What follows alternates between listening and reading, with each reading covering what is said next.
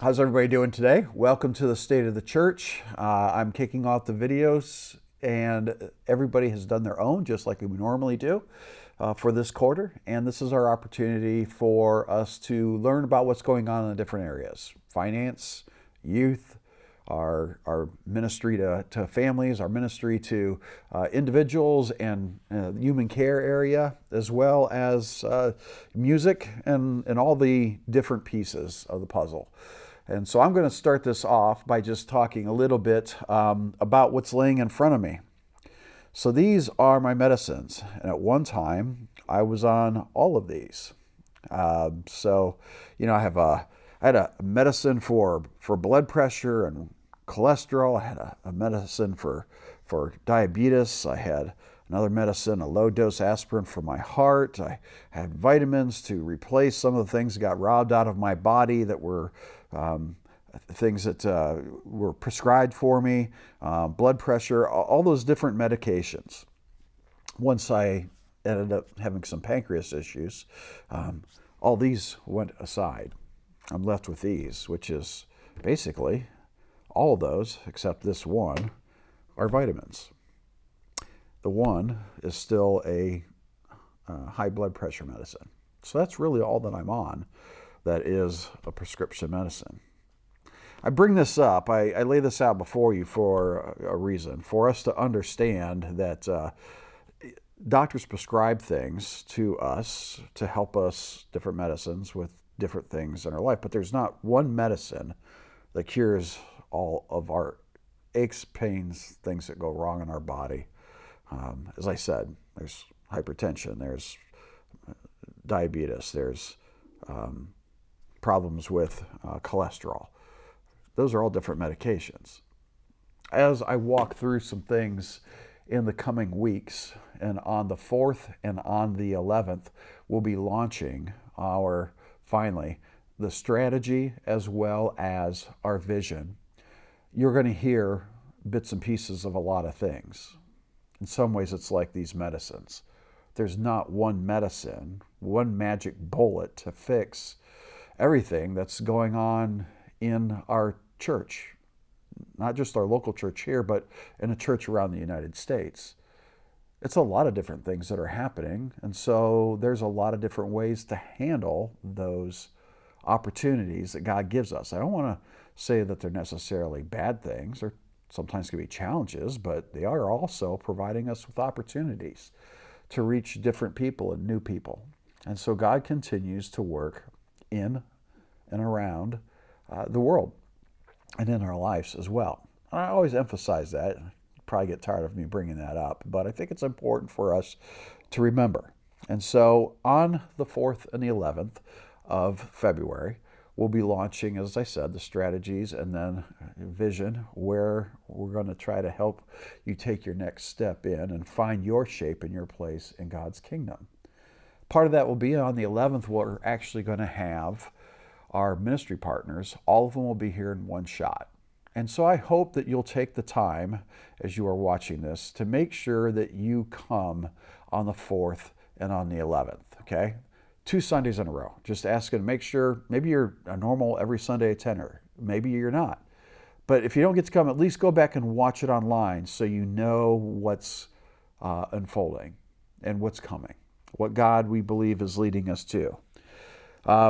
Our ministry partners, honestly, are somewhat like, one of these bottles of pills. They're an opportunity for us to take up and walk with the Lord and those ministry partners in our community, and that's a good thing.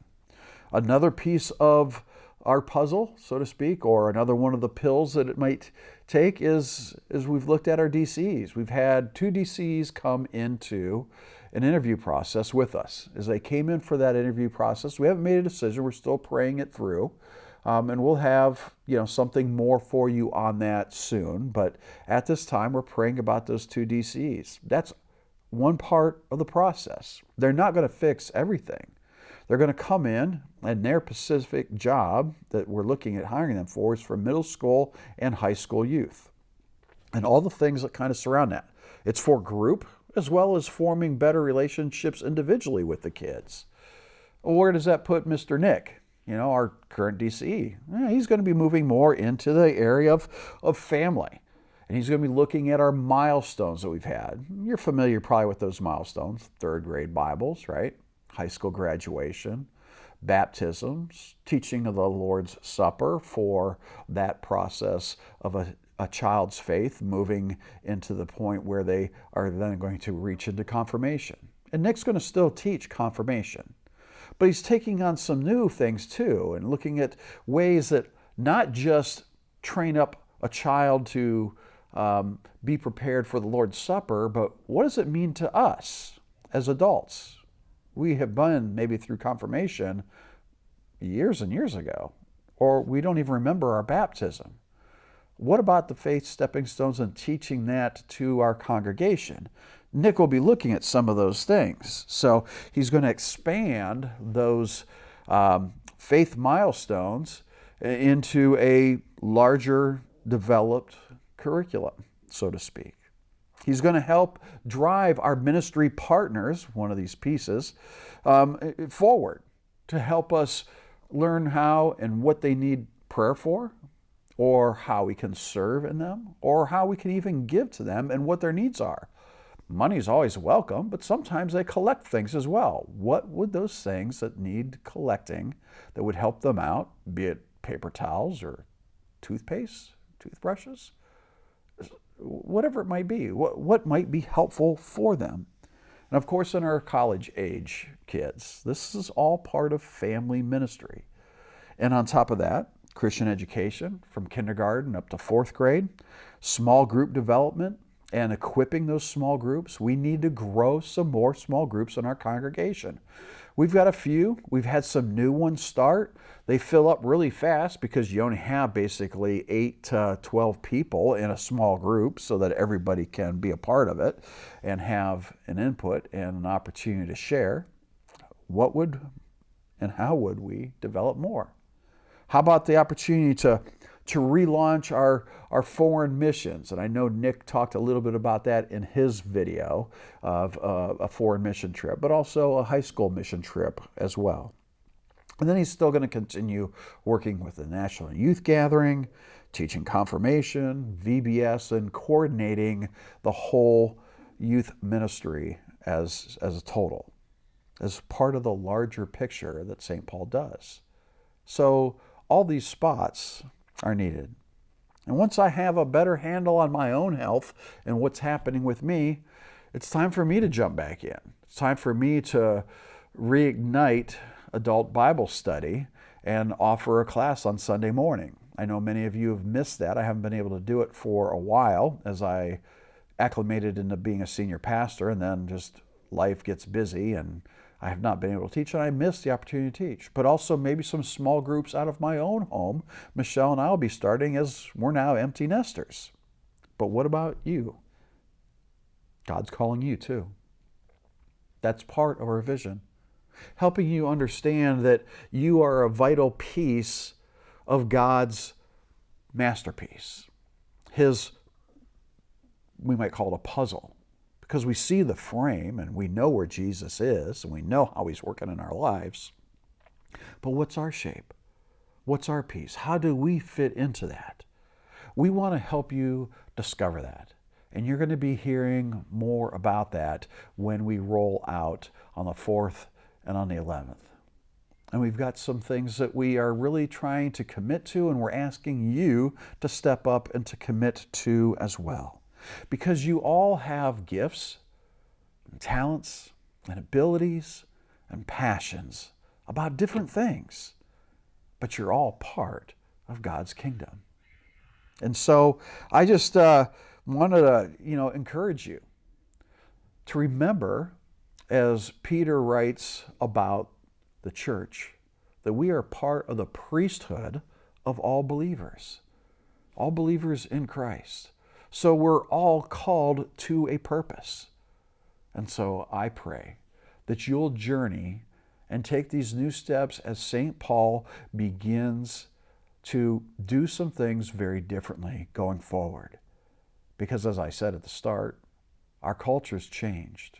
The world has changed. We've changed. St. Paul has changed. Our leadership has changed. And you, as you've come into this church, or maybe you've been here a long time, you have changed because the clock never stops. It continues to tick. Yeah, I just want to share a few things with you as far as numbers go. First, you've seen some people up front leading worship. We've got 3. We're going to pick up a few more and fill them in as well. It's an opportunity for them to maybe use their abilities in a different way that they've never done before. One of them's a teacher, and now he stands up front and he helps lead worship. That's a wonderful thing. We had 27 people, which I think is a crazy, wonderful number, who have decided to step forward in different ways. Some of these people have been doing this for a while out of that 27, but the number's really growing. They now go out and they take communion to people. They have the opportunity to go visit people in the nursing homes or in their homes. They're willing to go out and make calls on people and pray with people. They call up, they write cards. And so that human care ministry is flourishing and growing all the more all the time. Up to 27 people have committed to doing those good deeds and using their gifts in support of others who are going through a rough time in life or changes in life themselves. Katie's Ladies, I'll tell you what, I walked in for a meeting the other night and I was thinking it was in the regular little conference room that we have, which is actually pretty decent size. As I opened up the door, I got blasted. I mean, it was full of women everywhere. There had to be probably 35 women jammed in there, would be my guess. And I just took a quick look around the room and I realized I was looking at Katie's Ladies. I remember when Katie's Ladies was about 4 or 5. It has rewritten itself and re-energized itself. That's a wonderful thing to see. Again, this is making changes and having the opportunity to do some new things. So I want to encourage you in that. You know, we launched a security team. We've got some men there. Love to have some women on board too, who are willing to step up and be that safety security team. Sometimes we get hit, it's usually what it is, with someone who has a fall or gets dizzy. And so it's making sure that they get cared for and that the people who can best care for them, the medical professionals, get to them safely and as easily as possible. We had 58 in grief share over the last year. We had 25 in Focus on Friday that did unique one-time events that we will be continuing, and Nate has probably talked and we'll talk more about that. We've got 250 who went through counseling in this last year using our counseling program that we have here at the church. We had 70-ish almost new members, not quite, but just under that. We had about 27, 28 baptisms. 4 or 5 of them were adults. There was a good group of middle kids, and then there were the babies.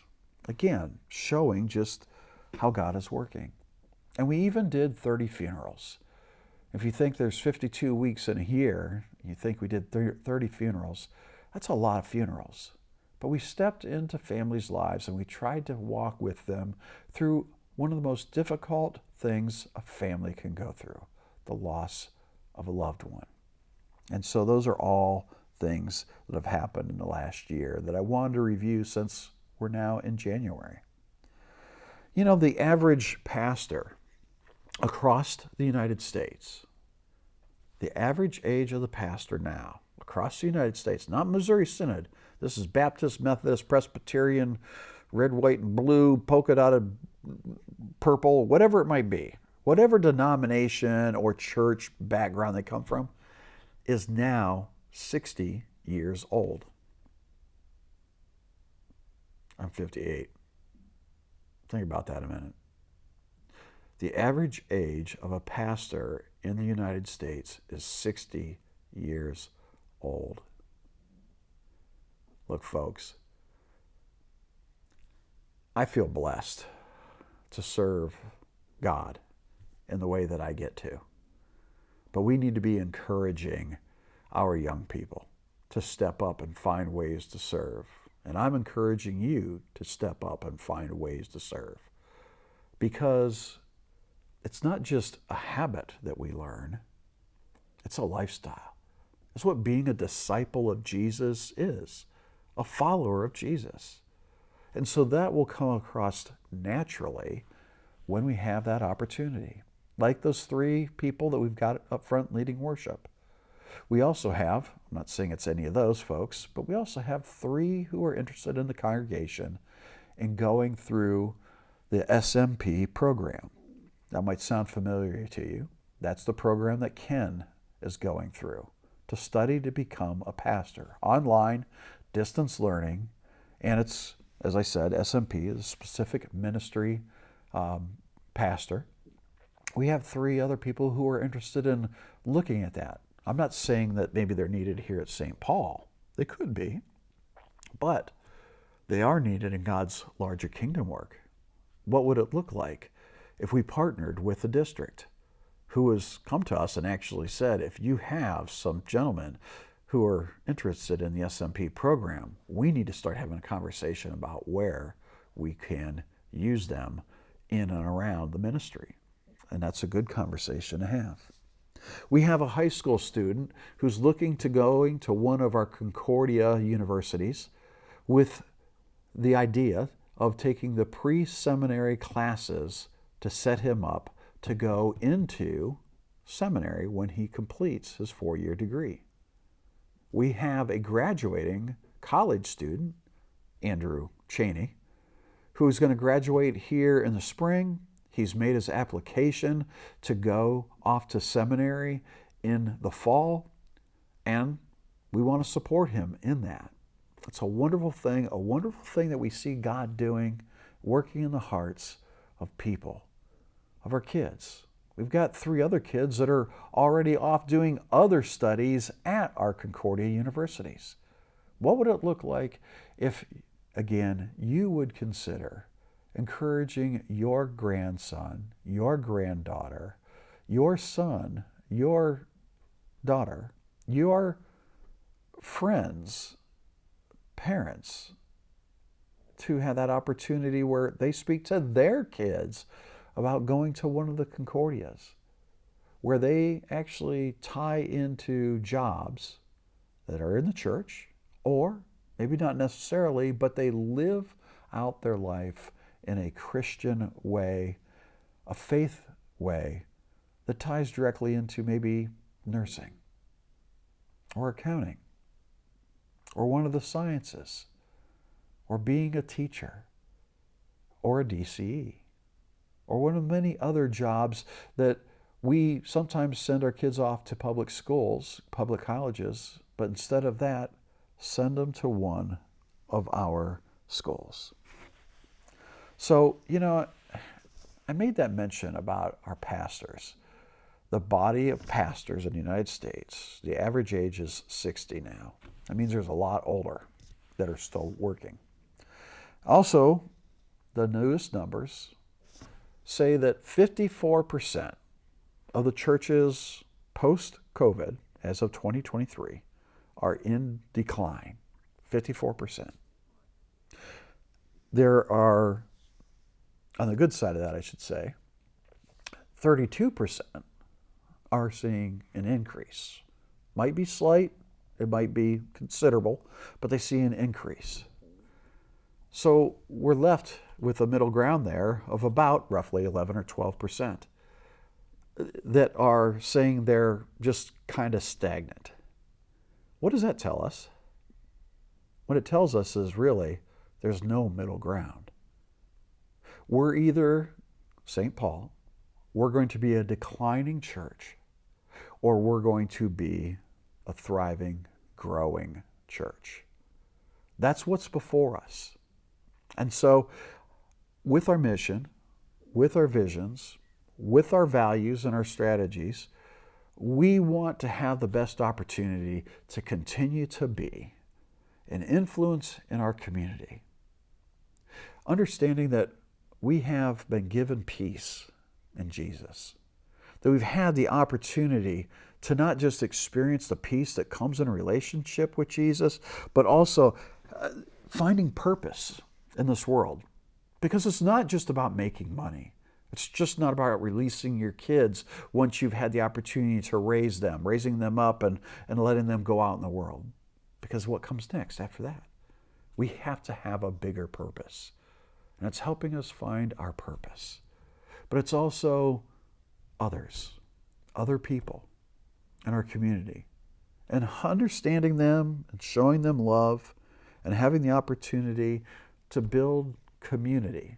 Community that is based in the love of Christ, the love that He has for us, and the peace that He gives us, and the purpose that He gives us. And so as we continue to move forward, remember, there is no middle ground. This is not the time to just say, yeah, I'm going to stay stagnant. You're either going to begin to be less, or you're going to begin to become more. And we're here together as brothers and sisters in Christ to walk together, to see what God is going to do in each of our lives, in our kids' lives, our grandkids' lives, maybe even for you, it might be great-grandchildren. And trust in Him as we continue to move forward. So as you listen to the other presentations that are coming as part of this quarter, I just want to encourage you again. Remember, there is not one magic bullet. Just like there wasn't one set of pills or single pill that I could take that would solve everything. We all wish there was. Some of these things are like horse pills. They're giant. But it's a bunch of different things. And your part, because you're each of you unique and different and bring something good and God-given and God-blessed to the table. And as you come and be a part, not only are you blessed, but you are a blessing to others. So it's time to step in, and it's time to step out, trusting Jesus. Thank you for your time. God's blessings. And if you have any questions, please feel free to get a hold of me anytime. And I would be glad to sit down and talk with you more. And again, join us on the 4th and the 11th, if you would, for our rollout. Have a wonderful day.